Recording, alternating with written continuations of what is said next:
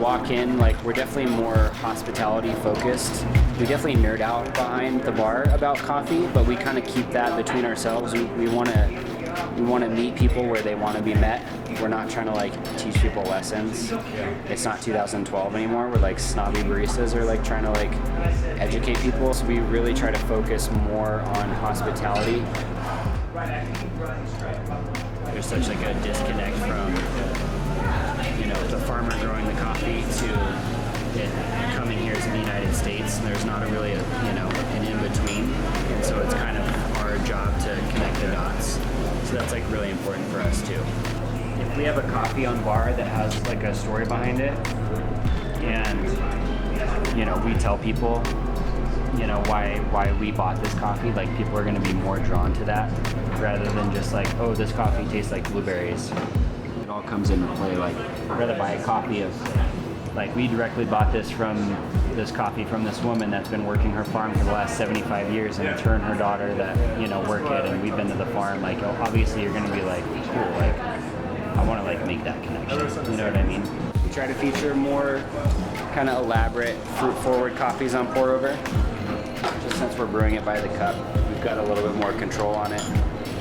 We're not, you know, brewing it as a bigger batch. So we don't turn people off of drinking it because it's so fruit-forward. And it just kind of helps us control the freshness of it.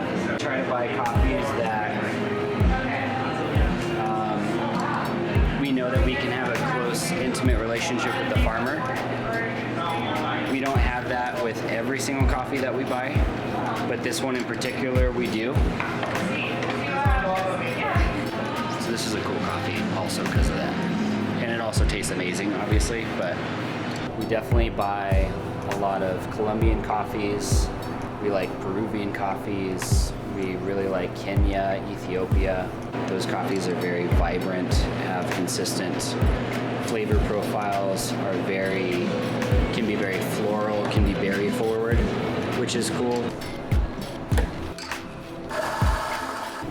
Corey does it all. He roasts, he makes, he serves, he believes, and he loves. He's a lover. He has 2 dogs, and he brings that to the coffee shop. I do. Yeah. Not in the coffee shop, but He doesn't bring his dogs inside. That's a health violation, but he does bring his love for them here. it's my daily inspiration for sure. Yeah. So we definitely roast more on the lighter to medium side.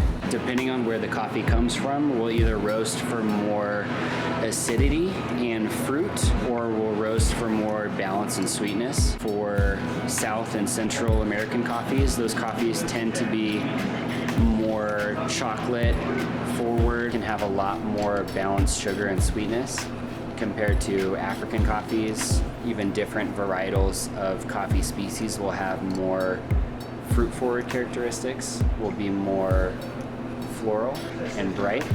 And so you can definitely do different things in your roast approach to highlight those notes or to drown those out. Coffee that comes from Africa, from Kenya or Ethiopia, I'll typically roast it faster and not develop it as far to highlight those fruity characteristics. Compared to like a South or Central American coffee, we'll roast for more sweetness and balance, because we'll typically put those coffees more on espresso and on drip, and those coffees are more kind of crowd people pleasers, you know, across the board.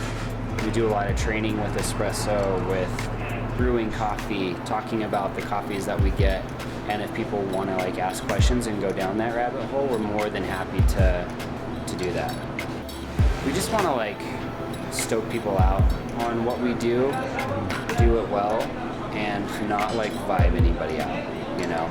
Just trying to make the best coffee and not be an asshole about it.